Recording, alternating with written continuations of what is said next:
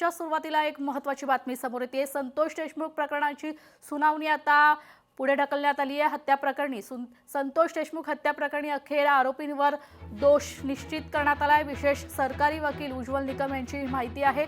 तर दोषी निश्चितीचा आराखडा न्यायालयाने वाचून दाखवलाय। पुढील सुनावणी 8 जानेवारीला होणार आहे। विशेष सरकारी वकील उज्ज्वल निकम, ॲडव्होकेट बाळासाहेब कोल्हे यावेळी उपस्थित होते।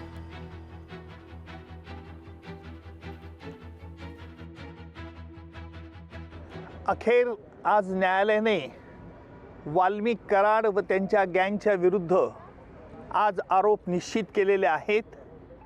दिनांक 9 डिसेंबर 2024 रोजी संतोष देशमुख यांचा कट करून संगनमताने आरोपींनी खून केला आणि त्याचप्रमाणे यातील काही पुरावा नष्ट करण्याचा प्रयत्न केला। याला कारण म्हणजे वाल्मिक कराड याला जी खंडणी जो मागत होता ती खंडणी अबाडा कंपनीकडनं मिळण्यास अडथळा संतोष देशमुख यांनी केला। याकरिता त्यांचा खून करण्यात आला अशा रीतीचा सरकारतर्फे आम्ही आरोप प्रस्तावित केला। न्यायालयाने आरोप त्याप्रमाणे आज निश्चित केले। एकूण सगळ्या आरोपींच्या विरुद्ध आज निश्चित करून त्याची पुढील तारीख आता 8 जानेवारी ही तारीख ठेवलेली आहे। संतोष देशमुख हत्या प्रकरणी अखेर आरोपींवर दोष निश्चित, तर विशेष सरकारी वकील उज्ज्वल निकम यांची ही माहिती आहे। दोष निश्चितीचा आराखडा न्यायालयाने वाचून दाखवलाय। तर पुढील सुनावणी 8 जानेवारीला होणार आहे। विशेष सरकारी वकील उज्ज्वल निकम, ॲडव्होकेट बाळासाहेब कोल्हे यावेळी उपस्थित होते।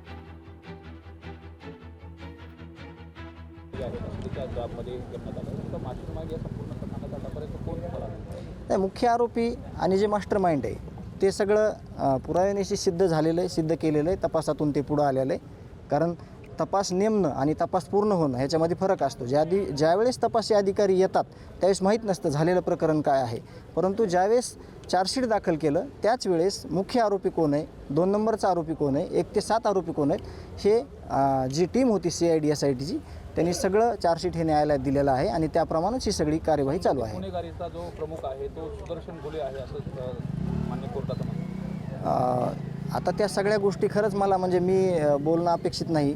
मला स्वतःकडून हे न्यायालयाचे विषय आहेत सगळे, परंतु त्या टोळीचा प्रमुख कोण आणि त्या टोळीचा मालक कोण आणि टोळी चालवत होता कोण हे सगळं आयोगाने सगळं पुढं सिद्ध केलेलं आहे। तेच खरं आहे, त्याचे सगळे पुरावे आहेत आणि ते वेळोवेळी न्यायालयाला ते सादर करतील। ओके, सहभागी आहेत असलेल्या जॉबमध्ये करण्यात आलं तर मास्टरमाइंड या संपूर्ण प्रकरणात आतापर्यंत कोण लोकशाही मराठी ऐका, पहा, जागरूक रहा।